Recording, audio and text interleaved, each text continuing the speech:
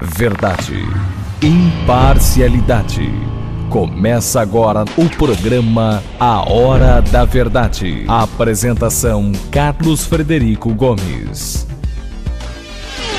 Olá, amigo assinante, estamos iniciando mais um programa Hora da Verdade na sua TV+, canal 15 da Multiplay, na sua TV Litoral, canal 5 da NET. Rapaz, a gente está sempre discutindo a mesma coisa durante um bom tempo no nosso país e já está ficando enfadonho. Pelo menos para mim, não sei se para vocês. Tem gente que adora essa discussão das redes sociais, tem gente que adora essa intolerância, essa raiva. O brasileiro, ele era conhecido fora do Brasil como o cidadão do mundo mais feliz e mais otimista. Apesar de toda a dificuldade que a gente tinha, isso é reconhecidamente, cara. Eu já morei fora no Brasil 2 anos, e para onde eu viajei, quem viajou, se você viajou, ou pergunte a quem viajou, todo mundo quando vê um brasileiro fala carnaval, alegria, futebol. Então era a nossa marca, né? Que era uma marca boa, um país de um povo feliz. Um povo feliz não quer dizer que é um povo rico, mas não quer dizer também que é um povo miserável, né?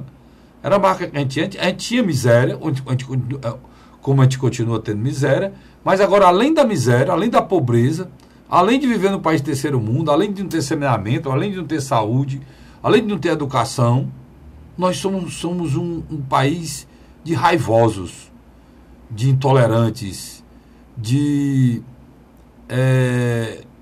caluniadores, denunciadores, caluniadores, odiosos. A intolerância, a violência no nosso país é exacerbada. Então a gente vive hoje agora, antes era impeachment, hoje é o seguinte, as pessoas que acham que o presidente Lula é um preso político.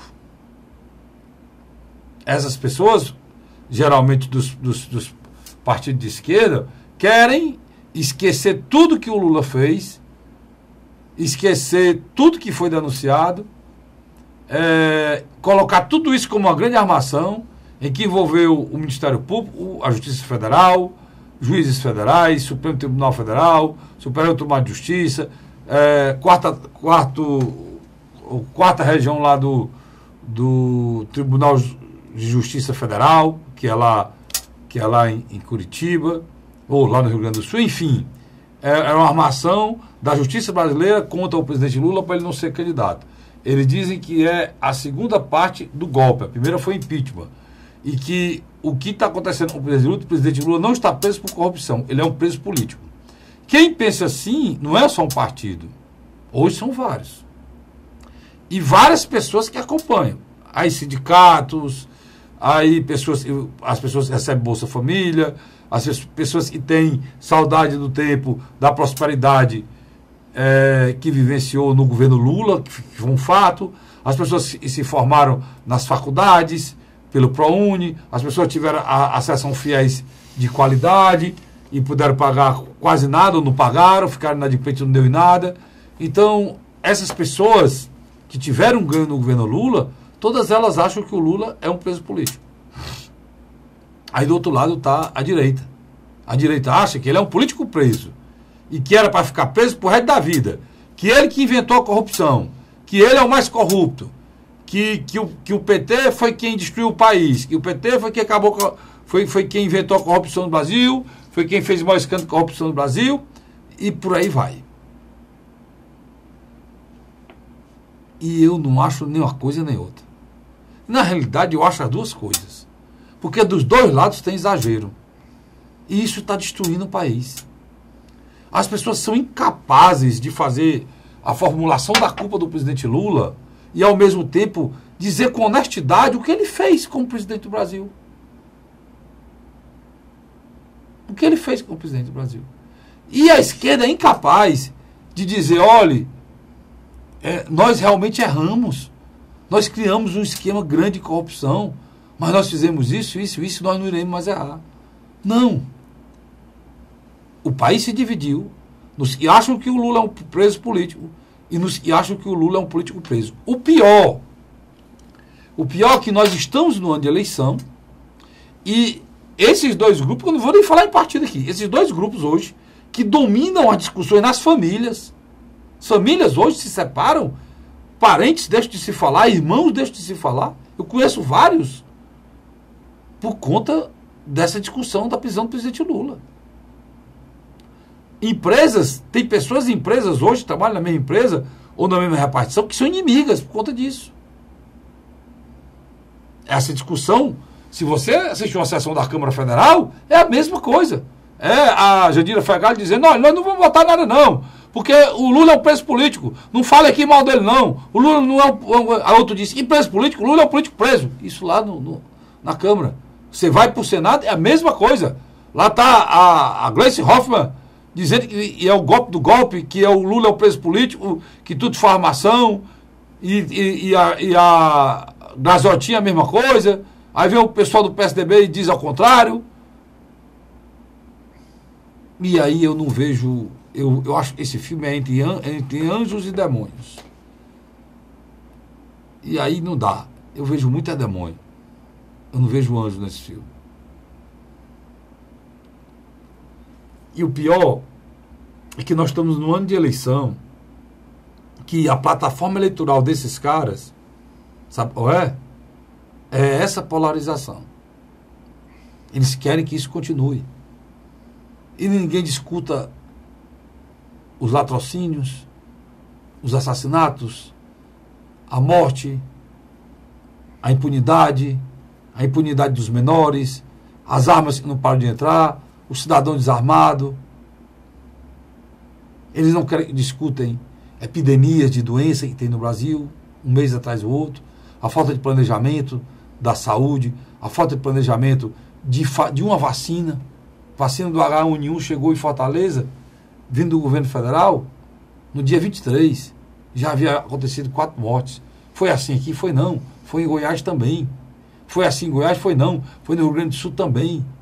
Então, a falta de planejamento, a falta de compromisso com as pessoas, o respeito à vida, o dinheiro do nosso contribuinte indo numa vala direto para o estrangeiro, esquema de banco, de rentista, a educação brasileira, que o Ceará já deu um mote que é o caminho, perdida, os nossos jovens no caminho da droga, que a educação resolveria, enfim, milhões de coisas podiam ser discutidas, a discussão vai ser só essa. O Lula é um preso político ou um político preso? A direita diz, e o centro diz que é um político preso. A esquerda e a centro-esquerda diz que é um preso político. E pronto. E nós vamos para a eleição. E esperar o quê? Depois da eleição? Pior do que nós estamos hoje. Uma situação pior do que nós estamos hoje. Para terminar, eu digo o que eu disse no meio aqui. Nós não estamos entre anjos e demônios. Nós estamos, o Brasil está rodeado de demônios. Pelo menos a política brasileira hoje é feita por demônios. E o pior é que a política contaminou tudo. O empresário, a imprensa, as redes sociais são feitas de demônios. Não importa se a pessoa é culpada ou inocente. Ela tem que ser atingida. Estamos na eleição. Não importa se ela não tem nada a ver. Ela é candidata. Ela tem que ser atingida. O feio é perder. Nem que para isso se minta, nem que para isso se caluncie. Vivemos um dos piores momentos da história de um país. Nosso país, que era um país alegre, com pessoas otimistas, hoje é um país triste, de pessoas pessimistas. É isso, né, Luiz? Não tem outra coisa triste a ser tópicos, dito. né? Mais ou menos o que eu falei, né? Não tudo isso, né? Eu fiz uma síntese do que eu falei. Posso Luiz, aqui? Está aqui no blog do Carlos Frederico, só para você ver aqui, ó. Blog do Carlos Frederico, .blogspot.com, está aqui, ó. Brasil entre um preso político e um político preso. Foi a última postagem feita aqui no blog do Carlos Frederico. Lembrando que no blog do Carlos Frederico também você assiste o programa A Hora da Verdade. Só clicar aqui nessa setinha e você aguardar um minutinho só enquanto o programa já entra com geralmente os últimos programas do programa está aqui, ó. Imparcialidade. Essa é a vinheta de entrada do nosso programa que você está assistindo agora. Certo? Aí você assiste o programa também aqui no blog do Carlos Frederico, né? O Luiz também, dos blogs dele também, está colocando aí o nosso programa. Não. Então, já chamando o Luiz para a conversa, Luiz, a polarização, Luiz, essa briga, ela não é desfeita, e eu acho muito difícil, e outros nomes diferentes dos que apoiam o Lula e dos que são contra o Lula, entrem dessa jogada. Basicamente, hoje a eleição, eu não sei se eu estiver errado, você me corrige, ela está caminhando para Lula e Bolsonaro. O povo do Bolsonaro pensa radicalmente contra de uma forma agressiva. E o povo do Lula é radicalmente contra o Bolsonaro de uma forma agressiva. O povo do Bolsonaro chama o Lula de um político ladrão preso, e o povo do Lula diz que o Lula é um preso político. É mais ou menos isso ou eu estou equivocado? Sem dúvida. É que você está tocando num ponto aí da radicalização da discussão política no Brasil hoje. Que vira polarização da eleição. Só que no processo eleitoral, ela não é estática, né? Tem uma coisa que a Marina falou essa semana, Luiz. Tá doido para te ver, para discutir isso aqui. O programa Jovem Pan. Eu tô doido para ver o Luiz, porque a gente não combina nada de entrar aqui, não. O Vicente é nosso testemunho, mas a gente não combina nada. A gente chega aqui, a gente senta aqui e fala, como se eu estivesse na sua casa, entrando na sua casa, falando na sua casa. Fala aqui o que a gente sente, o que a gente tem vontade. Então tá doido para te ver, Luiz, porque eu realmente acho que a Marina foi questionada aí, disse até umas coisas contra o Bolsonaro. Contra o Bolsonaro, e ela disse uma coisa muito interessante, pela experiência dela de uma eleição já para presidente. Ela disse que vão acontecer muitos debates, e tem muita água para passar debaixo da ponte, né? A gente não pode dizer que já é finita aí essa polarização, né? Não. Você tem uma ideia? Vamos ao primeiro ponto. O que está acontecendo nos últimos dias? A realidade bateu a porta de Lula. Pior, está do lado do Lula. Que realidade é essa? Mas que os políticos façam caravanas, se dirijam a Curitiba, bate com a cara na porta. Não são recebidos. Agora até o médico Lula dele foi barrado, né? O Lula é um preso comum. É importante dizer isso aqui. É um preso comum. E depois eu vou falar, Luiz, eu vou falar aqui para a gente não esquecer. Tem umas decisões aí que me deu um desgosto terrível da justiça brasileira. Mais ainda do que eu já tive. A segunda turma, né? É sinal que ela não é isso. E aquela decisão, ela vem de um carimbo terrível de falcatrua. Sabotagem. Não, de falcatrua, sabotagem, e atinge a justiça brasileira como um todo. Eu vou fazer uma postagem sobre isso, mas eu vou falar sobre isso aqui antes. Mas só para a gente não esquecer, estou dizendo, para você me lembrar no segundo bloco. Mas você falou uma coisa aí que é importantíssima. O Lula, a realidade, bateu na porta do Lula. Pois Luiz. Ele está sendo tratado como todos os outros presos. Fora a sala, né? E é uma sala boa, especial, né? Fora a sala. Eu digo em termos de visita, né, Luiz? Não, sem dúvida, sem dúvida. E o mais interessante, o próprio debate em torno da prisão do Lula já começa a perder força dentro da imprensa e também nas redes sociais. Vai cair no esquecimento. Sim, é o caminho natural. Já já havia essa previsão. E houve uma conversa, vamos tratar do Lula lá no primeiro bloco. Houve uma conversa do Ciro com o Haddad. Houve uma conversa de Ciro, Fernando Haddad, intermediado por dois grandes economistas. Delfim Neto e Bressa Pereira. Luiz Carlos Bressa Pereira. Delfim Neto. Mas depois o Haddad negou, teve coragem de negar isso. Não, o Haddad não negou. E o PT saiu com uma nota oficial dizendo que a candidatura do Lula, ninguém abria mão. O Haddad não negou encontro. O Haddad negou que havia ali um imbróglio de uma aliança entre Ciro e o próprio, na qual ele seria o vice. O próprio Ciro também, depois foi na imprensa, também fez a mesma colocação, não, que houve um bate-papo. Na grande realidade, o que está acontecendo? Uma ala liderada por Fernando Haddad, principalmente dos intelectuais petistas e lulistas, estão querendo se deslocar da direção nacional do partido. Da Gleisi Hoffmann. E do Lindenberg Farias, entre outros, Humberto Costa, que estão num mundo de Alice, de fantasia. A tentativa de criar o mantra eleição sem Lula é golpe, isso não vai para canto nenhum. O calendário eleitoral está correndo. Mas tá porque, correndo. Luiz, eles têm outra concepção. Nós já falamos aqui que é diferente da concepção dessa outra turma. Você coloca aí que o calendário está correndo, eles não têm nome e vão ficar fora da eleição e do poder. É isso que pensa o Haddad. Né? O Haddad, e vão ficar fora e vão tirar qualquer perspectiva de qualquer eleição nos governos estaduais. Mas tem outra turma do PT que acha que o caminho é manter a eleição do Lula até o dia 14 de setembro. E lá fazer a troca por um candidato. E eles disseram... Que é o vice. Que seria o vice. Que automaticamente assumiria a chapa. Herdaria os votos. Só que o que está acontecendo?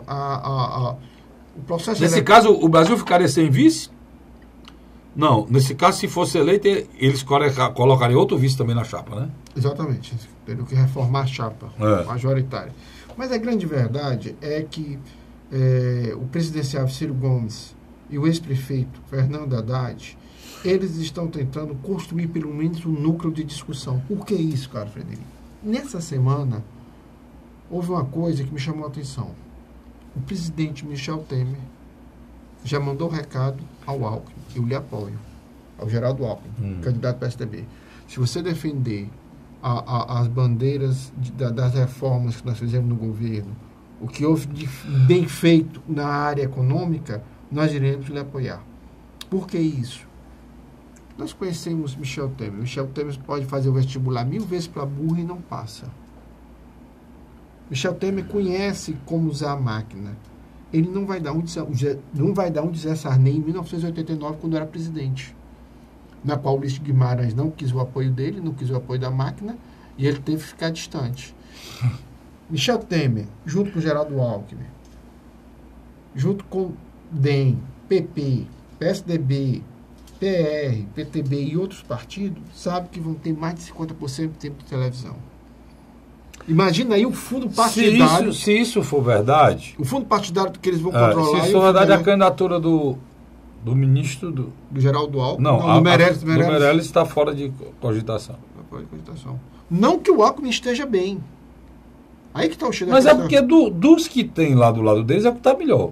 Menos ruim. Menos ruim. A expressão correta é essa, menos ruim. Do outro lado, você tem... O Ciro e o Haddad que identificaram esse movimento. Querendo ou não, eles não vão ficar refém de uma loucura que hoje está em torno da prisão lá na Polícia Federal de Lula. Eles vão ficar naquela loucura. Eles têm que organizar e tentar juntar uma frente progressista, uma frente de esquerda, para tentar ir ao segundo turno.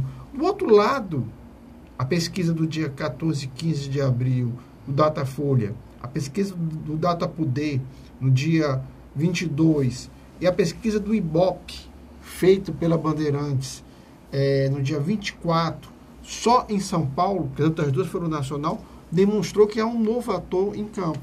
Quem é esse novo ator? Bolsonaro. Não. É o Barbosa.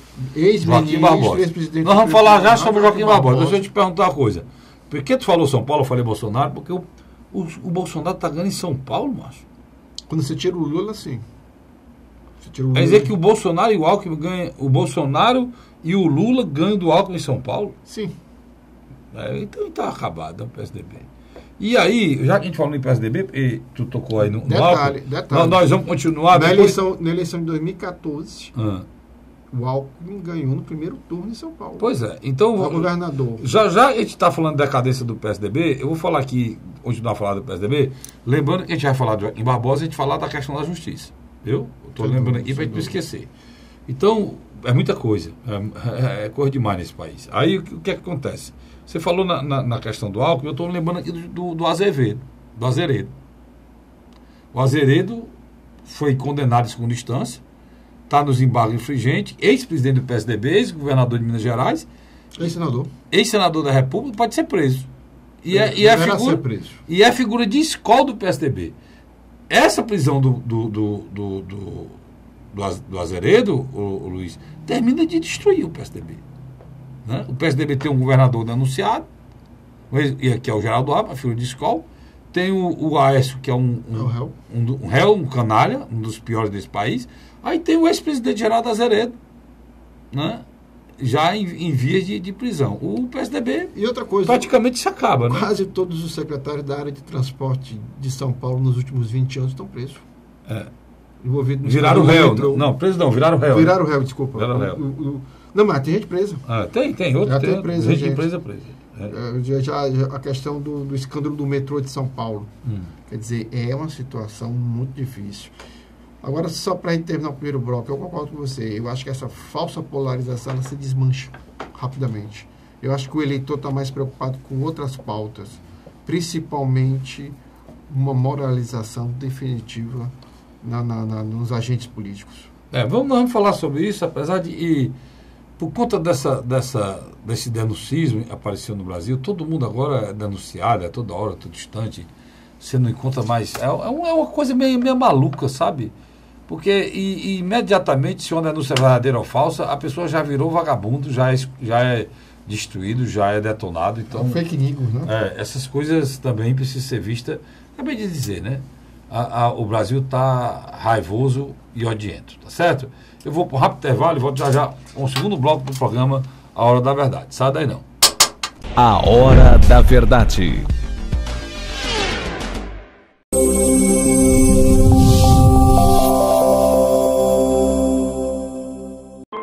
A Assembleia Legislativa começou a campanha Ceará Sem Drogas.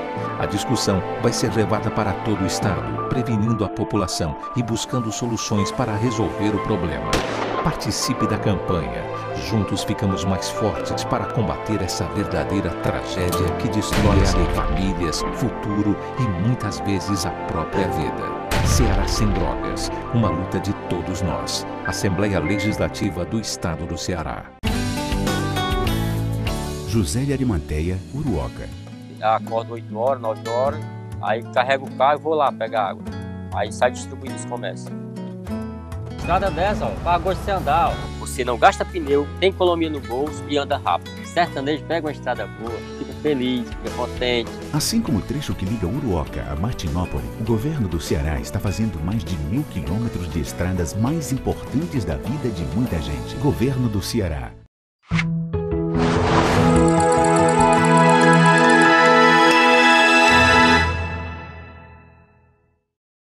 A Hora da Verdade. Estamos de volta com o programa Hora da Verdade na sua TV+, canal 15 da Multiplay, na sua TV Litoral, canal 5 da NET. Olha, a gente não deixou o Luiz Stota, porque ele fica muito deprimido aqui, mas paradão deprimido, mas no bloco anterior, a gente deixou aqui para falar do Joaquim Barbosa. Tem coisa nesse país e tudo vira piada, né? O Ciro Gomes se encontrou com o Delfim Neto, com o Brescia Pereira, como a gente já falou aqui, e o Haddad. Na discussão da candidatura do Joaquim Barbosa, teve uma piadinha racista, não foi, Luiz? Teve. Do Delfim Neto, foi? Teve. Do jeito que está a intolerância no Brasil, isso aí não é politicamente correto, é? Hoje em dia, mas não, né? Hoje em dia... Mas nós estamos detonando tudo isso, né? O Delfim Neto disse o seguinte, vai ser a eleição que nós teremos menos voto em branco. Ou seja, as pessoas irão votar mais no negro, no preto, do que no branco. Vamos tentar compreender. Então ele disse o seguinte, será a eleição, o senhor Delfim Neto disse na conversa, que nós teremos menos voto em branco. Você se lembra logo do voto em branco, né? Que é o voto em branco, que você vota em branco quando você não gosta de ninguém, mas ele está falando em voto, nós teremos menos voto em candidatos brancos. É o que ele quis dizer, um trocadilho do senhor Delfim Neto. De mau gosto, por sinal. Eu estou registrando tudo aqui, tudo que eu leio eu resisto. Agora, o Joaquim Barbosa foi-se embora, depois do mensalão. Joaquim Barbosa, vamos só lembrar a memória aqui. Trajetória dele. Presidiu o Supremo Tribunal Federal no momento em que explodiu o mensalão. Ele foi relator. Ele era o relator, logo depois virou presidente. E como presidente, ele transformou o Supremo Tribunal Federal, que é um tribunal que não julga nada, para você ter ideia, Tem 2 anos e 79 nomes foram denunciados ao Supremo Tribunal Federal. O Supremo Tribunal Federal, depois de 2 anos, marcou para o dia 15 de maio agora. 15 de maio, estou com memória boa. O julgamento do primeiro deputado. 2 anos depois. Se são 79, você imagine o último. Vai ser julgado quando? Quando prescrever, né? Para vocês terem ideia, né? Joaquim Barbosa inverteu a pauta. O que foi que aconteceu? Vocês entenderam um pouco a historinha da denúncia no Brasil. Foi o que aconteceu. Em vez de ser bom, naquele tempo, ter o fórum privilegiado, foi ruim. Por quê? Porque o Supremo Tribunal Federal é o quê? É a 4ª instância. Só o Brasil tem 4 instâncias. É a última. Depois dela, você pode apelar para Deus ou para o Papa. Não tem mais não tem apelação mais para canto nenhum. Por isso é que o Mensalão prendeu várias pessoas. Marcos Valério, aquela senhora do banco, Zé Disseu, o denunciante Luiz, do PTB. O Roberto Jefferson. Roberto Jefferson. O presidente do PP da época. O presidente do PP na época. Do PR. Valdemar Costa Neto, aquele presidente do PP que eu me esqueci o nome. Então, vários foram presos. Por que foram presos? Porque não tinham tempo. Teve um que estava com a prisão decretada. Foi o que ele fez? Renunciou o mandato. Aí o processo dele foi para onde? Para a primeira instância. Eduardo Azeredo desceu para a primeira instância. É o que eu falei do PSDB que está sendo julgado agora, que foi julgado na primeira instância. Todos foram presos e ele não foi. Porque ele renunciou o mandato, saiu das mãos do Joaquim Barbosa, desceu para a primeira instância em Minas Gerais e o processo dele começou. Mas já está chegando na segunda instância para ser preso. Então, eu estou dizendo tudo isso para você entender. O Joaquim Barbosa foi protagonista desse processo, né, Luiz? Por esse protagonismo, botar pela primeira vez na história do Brasil político corrupto na cadeia, o nome dele foi lembrado novamente para ser candidato a presidente. Já foi lembrado há 4 anos atrás. Só que ele, de uma forma inusitada, tinha mais 8 anos, se eu não me engano, de Supremo Tribunal Federal. Renunciou esses 8 anos, se aposentou e foi morar em Miami, cara. Dizem que com medo. Ninguém sabe se é verdade. Agora ele está voltando e querendo ser candidato a presidente. E aí, Luiz? Errei alguma coisa aí? Não. Tudo aí. Se eu tiver errado, pode dizer. O que você falou aí, eu concordo. Quando Ciro, Fernando Haddad se encontram no escritório do Delfim Neto, com outra figura imponente como Luiz Carlos Bresser Pereira, deixa eu fazer uma explicação bem rápida. Uma figura como Delfim Neto tem um catálogo de clientes que vai do Itaú ao Bradesco e a outras instituições financeiras e até mesmo canais de televisão. O que eu quero dizer? Nessa reunião, provavelmente, eles estavam com pesquisa qualitativa e quantitativa.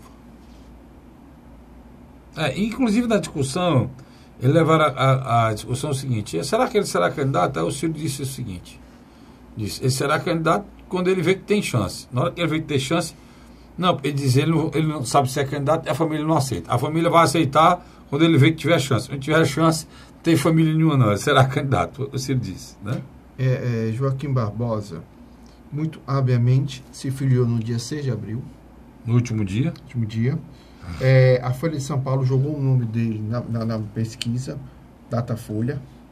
Ele, literalmente, sai de 4 ou 6% em relação a janeiro e vai para 8 ou 10%, se distanciando até do pilotão intermediário, já se aproximando do pilotão mais de ponta. Que o Luiz está dizendo aí que ele se distancia de Ciro e Alckmin e vai para próximo a Marina e Bolsonaro. Né? É o seguinte, pra você entender. Lula continua na ponta, perdeu 7 pontos, continua na ponta. Bolsonaro é o segundo, depois veio a Marina, aí vinha Ciro e Alckmin. Agora o Joaquim Barbosa botou Ciro e Alckmin para baixo e ficou mais próximo da Marina. Então o que acontece? Quando o Datapoder, no dia 22, faz uma pesquisa na qual ele só faz uma das estimuladas com o nome do Lula, o restante sem o Lula, o Joaquim Barbosa literalmente vai para a segunda colocação. o menino fica na casa dos 18%, 19%. O Jair Messias Bolsonaro ele fica com 16%. Os restantes vêm com 15%, 14%, 13%. Quer dizer, você nota que, Joaquim, na minha avaliação, uma candidatura que vem cair nos braços da classe média tradicional brasileira, que não quer mais votar no PT há muitos anos, não deseja mais agora... Nem PSDB. Não, ele não vai votar mais no PSDB para se contrapor ao PT. Então, Luiz, se a gente for ver mesmo, quem sofreu mais com essa pré-candidatura, quem foi mais atingido... Foi o PSDB. Não foi o PSDB, mas também o Ciro, né? O problema do Ciro, que a estratégia do Ciro não é errada, ela está correta. Ele acha que se construir uma frente... ele quer subir lá para a esquerda. A partir da esquerda, e o Lula o apoiar, ele vai ter tanto um eleitorado nas camadas mais pobres do Brasil, como também nos setores das classes médias, porque o Ciro é bem quisto. O Ciro não é visto como um cara radical. O Ciro é um cara que teria condições de dialogar com o mercado financeiro, sabe? Eu acho que ele faria uma boa transição. Nós precisamos sair dessa crise política. Do outro lado, o que está atrapalhando agora o Ciro? É porque a figura do Joaquim Barbosa, ele vem cortando, ele vem crescendo a tal ponto que ele já começa a ameaçar o outrora candidato que já estava garantido no primeiro turno, Jair Messias Bolsonaro. Por quê? Porque dentro dos eleitores do Jair Messias Bolsonaro tem um eleitor de um perfil moderado, que está um pouco cansado com esses rompantes da família, do próprio Jair Bolsonaro e da família dele. E o Joaquim Barbosa, se ele souber entender a gravidade e o medo da população brasileira em relação à insegurança, e conseguir, como ele como juiz, né? Ele como juiz a vida toda, ele tem toda a credibilidade por entender muito bem sobre a justiça brasileira, para prometer um Estado mais justo, Luiz. Sem dúvida. Agora precisa ter marqueteiro. Se quiser me chamar, Joaquim, eu estou aqui, né? Porque você tem todas as características muito mais aceitáveis do que o próprio Bolsonaro de prometer isso. O Bolsonaro, como militar, não tem... militar, disciplina, suposta honestidade, né? Tudo bem. Agora o Joaquim, juiz de carreira... Começou como contínuo no banco, terminou como um ministro do Supremo Tribunal Federal, negro, representando metade da população brasileira, e um homem que venceu na vida. Se tiver...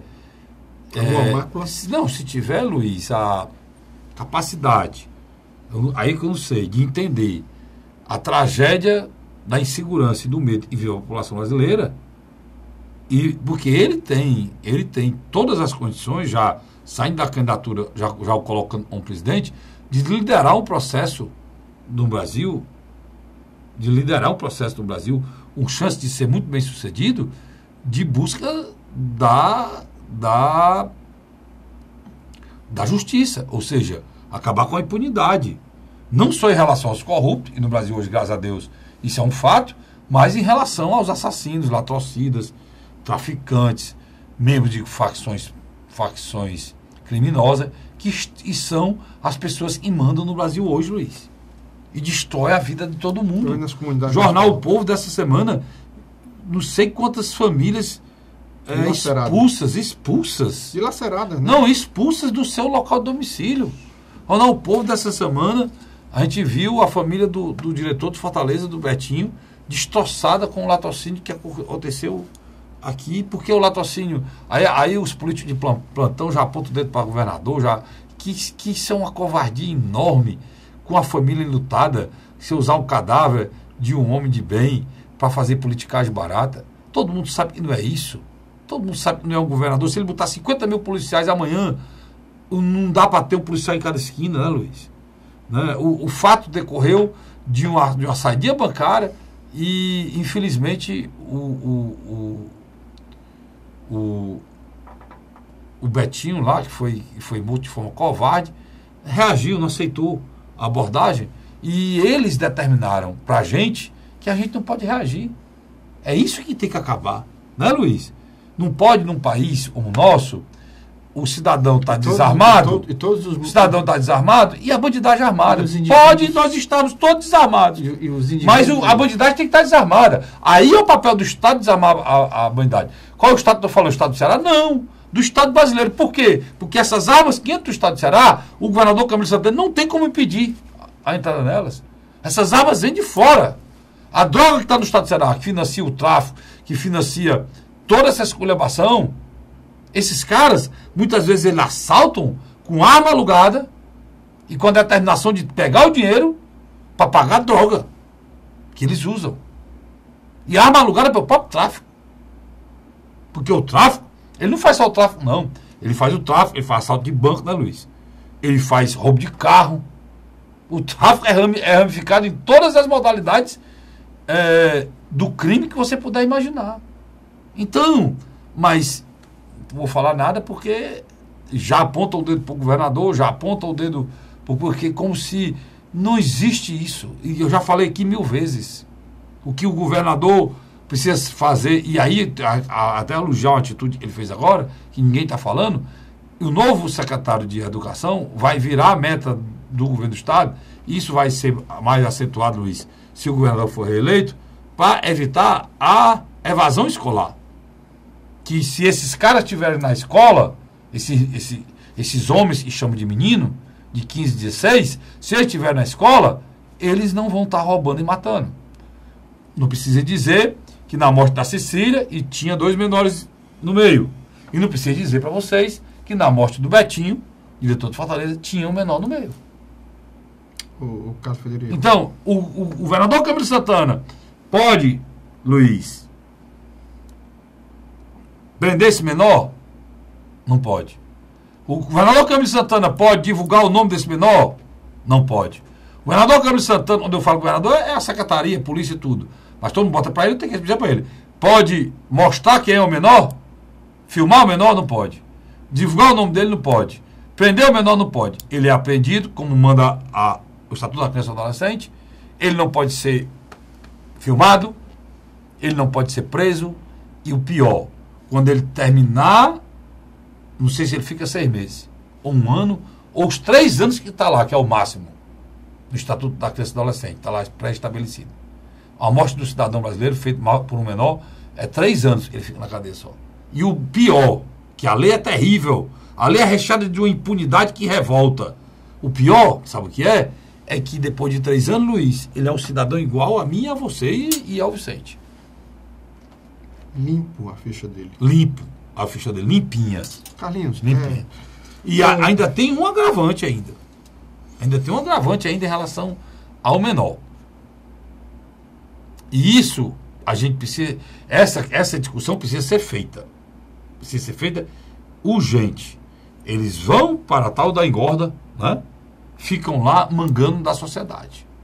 Mangando. A mudança, mangando, a mudança tanto no Código Penal como no Estatuto da Criança e do Adolescente.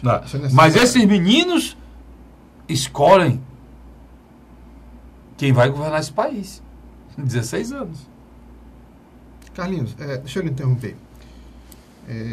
Infelizmente, nessas últimas 2 semanas, o governador Camilo Santana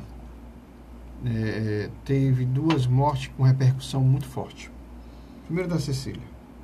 Tem, sem dúvida. A Cecília, eu senti na morte da Cecília que a classe média tradicional de Fortaleza, ela sentiu. Muitos ali viram na Cecília uma filha, uma sobrinha, uma neta, sabe? Então, eu, inclusive. Uma nora. Então, nesse sentido, a classe média, que já está um pouco também cansado dessa insegurança, protestou. Do outro lado, o que aconteceu? A morte do Betinho do Fortaleza, ela unificou os torcedores do Ceará e do Fortaleza Ferroviário. Eu nunca vi uma rede social tão feroz contra o secretário de Segurança Pública e o próprio governador.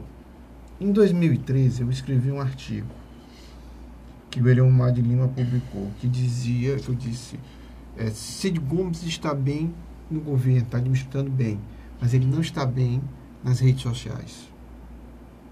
Ele não conseguia dar resposta à sociedade. Mas Luiz... Mas deixa eu terminar que você vai compreender. Não.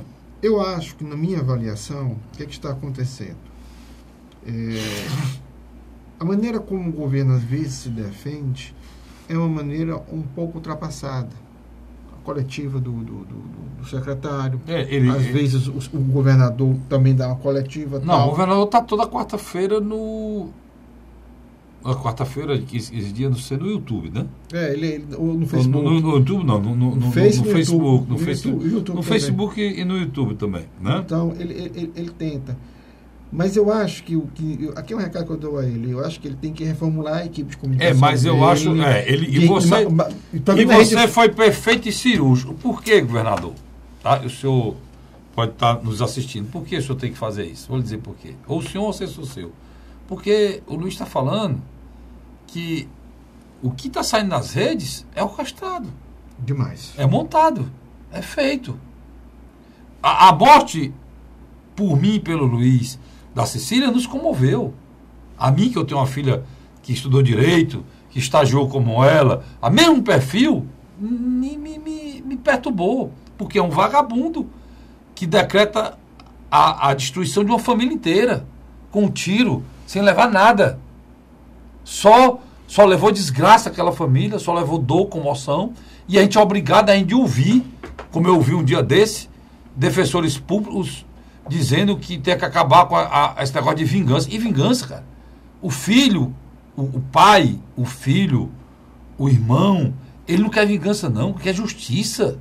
Vocês quererem que o ser humano seja morto e ele seja visto como um inseto, que a gente pisa e ninguém reclama, aí é demais.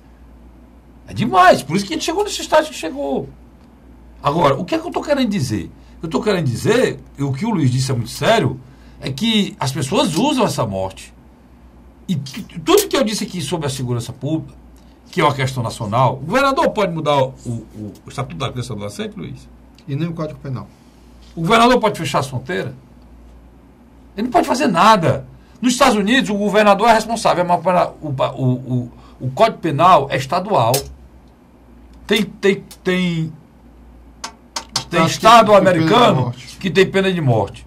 Tem Estado americano que tem prisão perpétua. E tem Estado americano que não tem nem pena de morte, nem prisão perpétua. É igual aqui no Brasil. Permite aborto, tem Estado que não permite. Tem Estado que permite aborto, tem Estado que não é criminalizado o aborto. E por aí vai. Então, aí você cobra do Estado.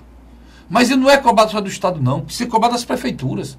Eu acabei de dizer, esse menor que mata, cara, um dia, ele teve 10 anos. E nos 10 anos que ele tinha, ninguém acudiu.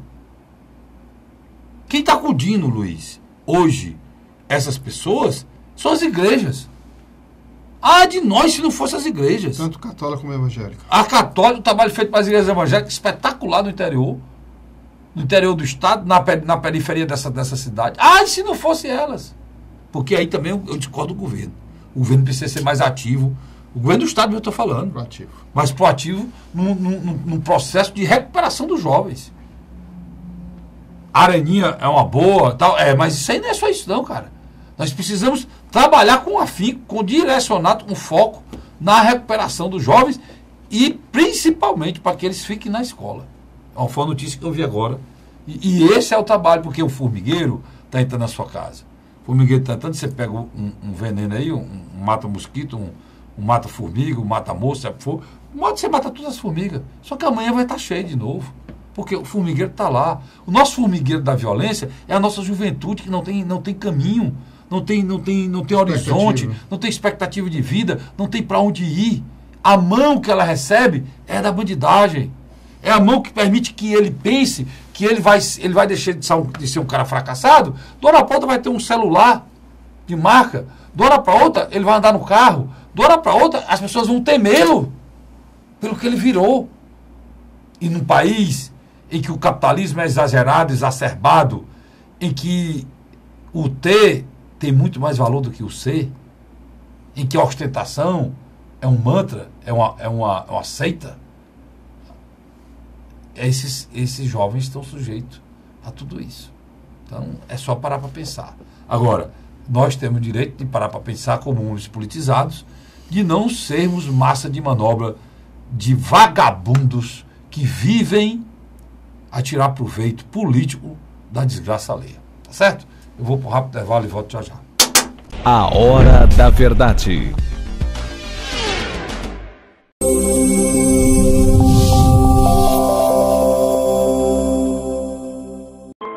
A Assembleia Legislativa começou a campanha Ceará Sem Drogas. A discussão vai ser levada para todo o estado, prevenindo a população e buscando soluções para resolver o problema. Participe da campanha.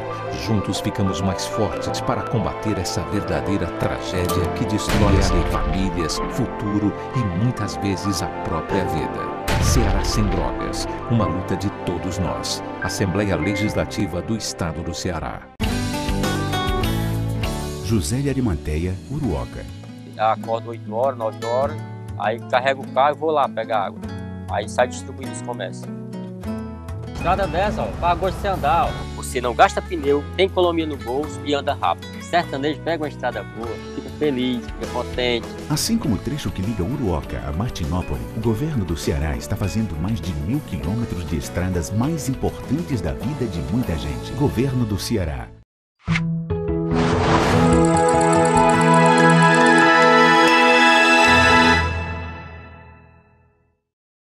A Hora da Verdade.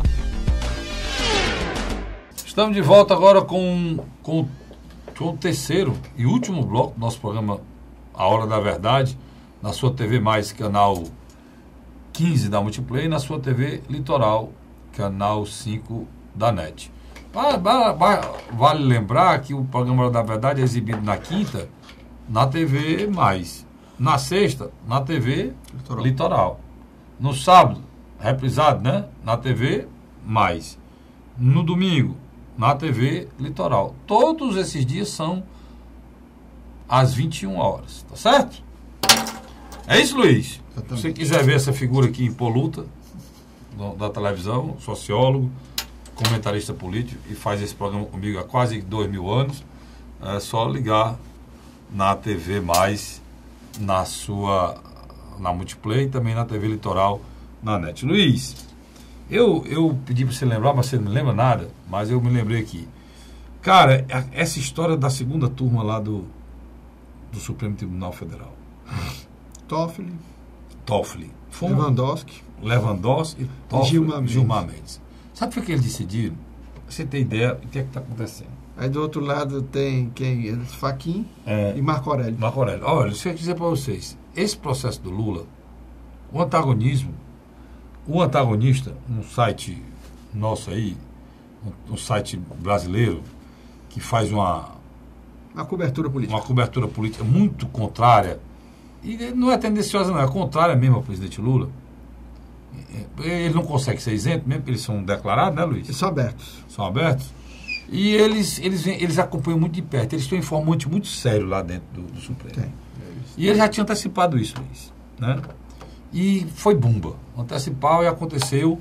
A segunda turma decidiu o seguinte: os processos que estão com o Moro, da Odebrecht, em relação ao sítio lá do Atibaia, e em relação à sede do Instituto Lula, todos dois, o da sede do Instituto Lula, o presidente Lula estava praticamente já condenado. Todos vão sair da mão. Vai sair, né, Luiz? Já saíram da mão do Moro e vão para o juiz de São Paulo. Aí eu vou perguntar ao Luiz por que isso, e depois você vai raciocinar comigo o que é que tem na minha cabeça. Por que, Luiz, estão tirando da mão do Moro para ir para o juiz de São Paulo? Enquanto você fala aí, tá aqui o site de antagonista, você procura a matéria. O que acontece? Alguma das provas da qual o juiz Sérgio Moro se baseou para dar sua sentença era nos relatos dos delatores da Odebrecht. O que acontece? Não só retira essas delações, né, Carlos Frederico, como tira também da 13ª Vara de Curitiba algumas ações, né, alguns processos. Na grande verdade, é uma tentativa, sim, de esvaziar a Operação Lava Jato. Por que isso, Carlos Frederico? A Operação Lava Jato, ela atingiu um grupo que por muitos anos ganhava rios e rios de dinheiro. Sabe que grupo é esse, Carlos Frederico? Os grandes escritórios de advocacias.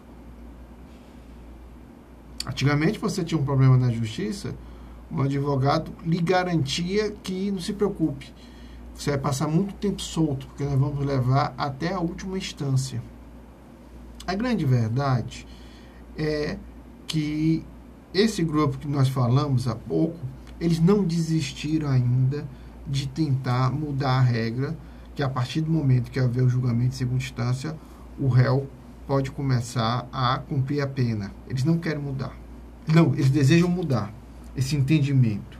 Então, eles procuram de todas as maneiras esse espaço para prejudicar o Sérgio Moro. E o Sérgio Moro, querendo ou não, ele virou um ativista político da segunda instância. Luiz, aí que está o problema. A minha visão é completamente diferente. Deixa eu pegar aqui. Essa decisão da segunda turma, como ela tem um interesse claro de... Ou se você discordar, me diga. Não, que é isso. O interesse claro da decisão da segunda turma, que infelizmente a gente tem que falar assim do Supremo Tribunal Federal, dito pelo próprio ministro Barroso, teve aqui até no Ceará essa semana, né, Luiz? Uhum. Ele disse uma coisa que é verdade. Ele disse que o julgamento não julga com o interesse da justiça, julga o interesse próprio. Eu vou usar a frase logo para não dizer coisa que ele não disse. Eu estou querendo dizer o seguinte, eu não estou entrando no mérito se foi certo ou errado pegar os dois processos do Lula, tirar do Moro, não. Também, eu não sei também se o Moro é esse cidadão isento que não tem interesse político também, não. Não sei também, não. O que eu estou querendo dizer é o seguinte, deixa eu só sair aqui para mim. Eu vou ler o que o Barroso disse, para em cima da frase do Barroso, eu falar, em cima da frase do Barroso aqui, está aqui a frase do Barroso, eu vou ler ipsilito o que ele diz aqui, que é o que eu acho da justiça brasileira. Ele fala isso aqui que eu vou falar, ele fala para o ministro Gilmar Mendes. Vossa Excelência nos envergonha. Vossa Excelência nos envergonha.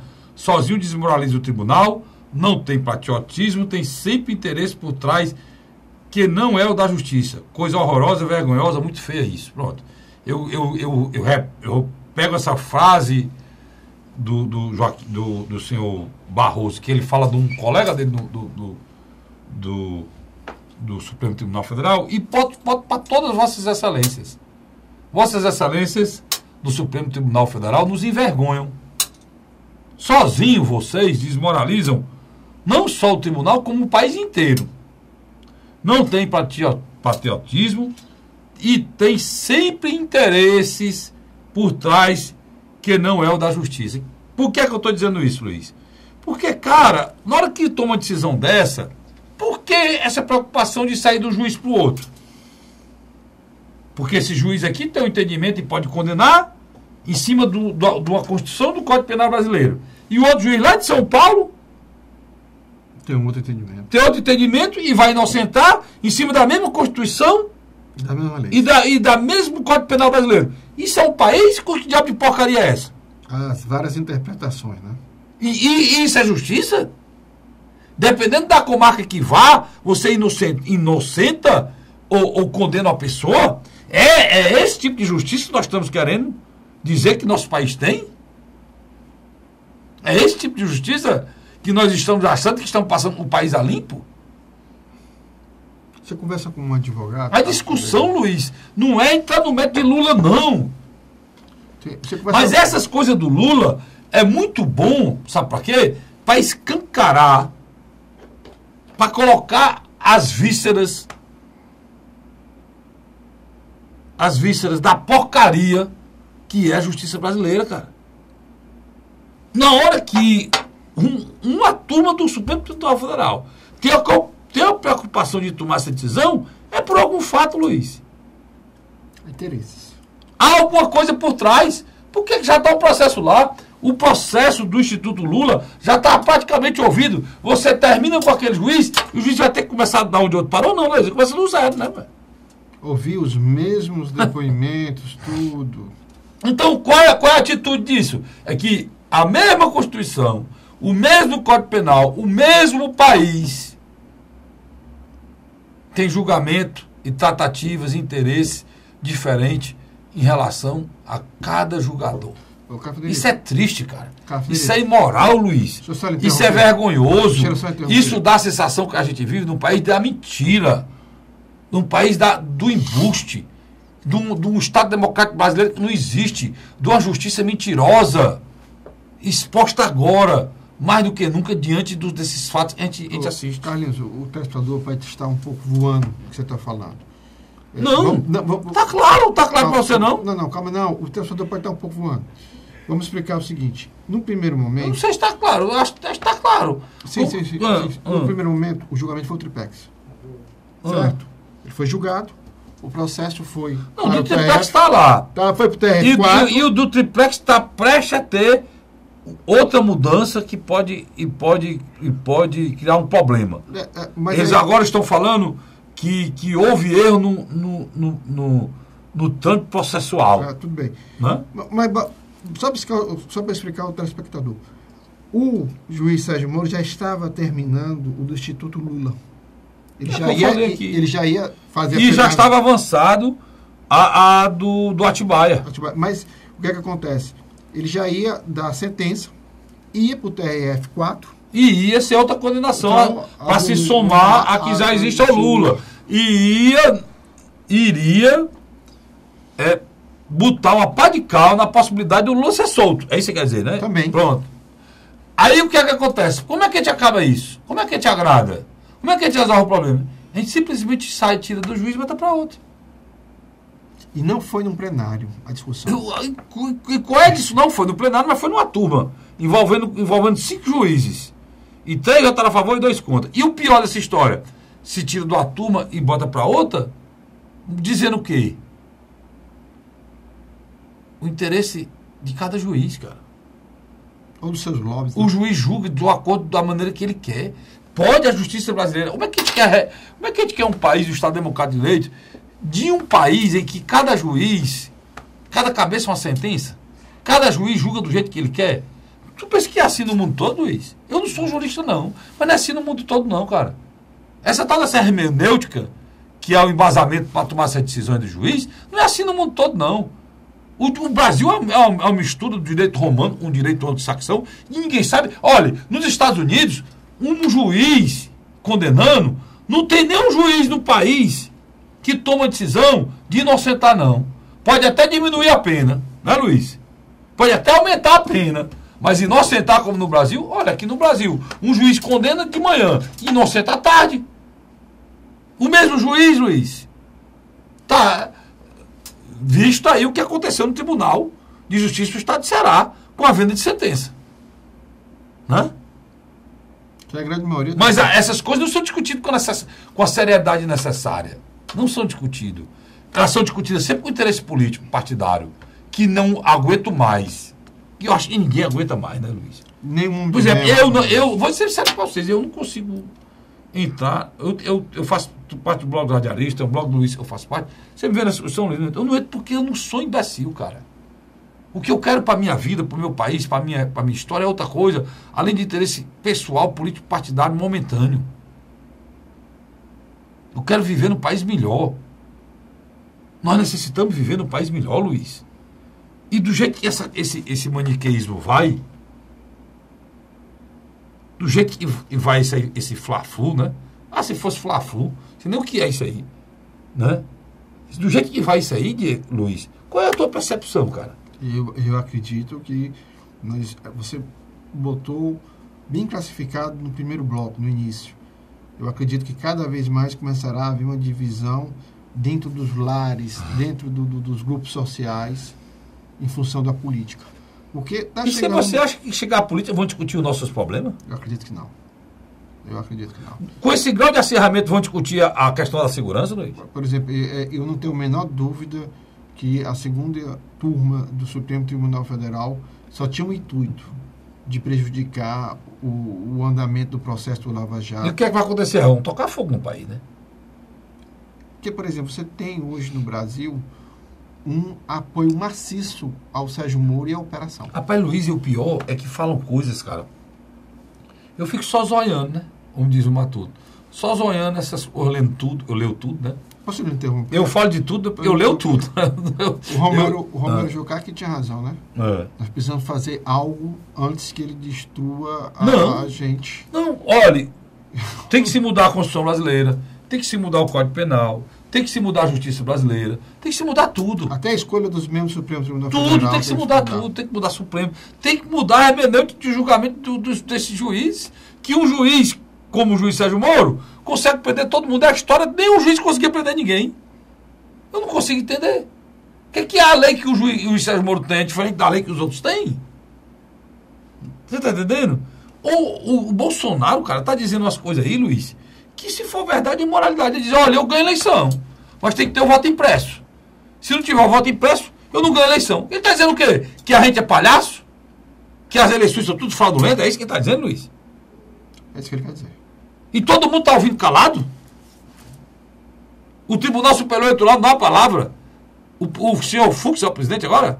Não dá uma palavra. Um cara candidato a presidente disse que as eleições no Brasil são fraudulentas e ninguém dá uma palavra. Não é isso não que ele disse? Ou eu estou enganado? Não, é isso mesmo. É isso mesmo. Ele disse que o grande problema é que as urnas eletrônicas do Brasil não têm segurança. Elas podem ser, sim, fraudadas. Não, ele fala que elas são fraudadas. São fraudadas. Inclusive, ele foi para cima da Raquel Dodge, cara. Que eu acho que é um erro dele. Eu acho que ele foi para cima da Raquel Dodge, criticou a Raquel Dodge e ela era a favor que a Justiça Eleitoral continuasse sendo fraudada, que ela era contra o voto impresso. Mas, Carlinhos, acho que a gente está acabou o tempo. Fale do seu programa na AM Cidade. Pois é, você assiste o programa A Hora da Verdade, nasceu esse aqui dele, na Rádio Cidade AM 860, e de 9 às 10, todo dia, de segunda a sexta, na Rádio Cidade, que está cada dia melhor. O Grupo Cidade de Comunicação está fazendo um trabalho belíssimo, a Rádio Cidade cresce a todo momento, porque hoje a gente faz um trabalho muito forte de mídia, do grupo como um todo, da Record, da Rádio Cidade, da FM Cidade, enfim, de mais 5 emissoras que tem no Grupo Cidade. Então, está lá todo dia de 9 às 10. Mas peço que você me leia no blog do casperico.blogspot.com, tá certo? Para você acompanhar e também ver esse programa lá no próprio blog. Luiz, obrigado. Eu que lhe agradeço, cara, pela sua presença aqui mais uma vez. E a você, assinante, obrigado pelo carinho, obrigado pela audiência, e eu volto na próxima semana, se Deus quiser. Vou lá. Um abraço.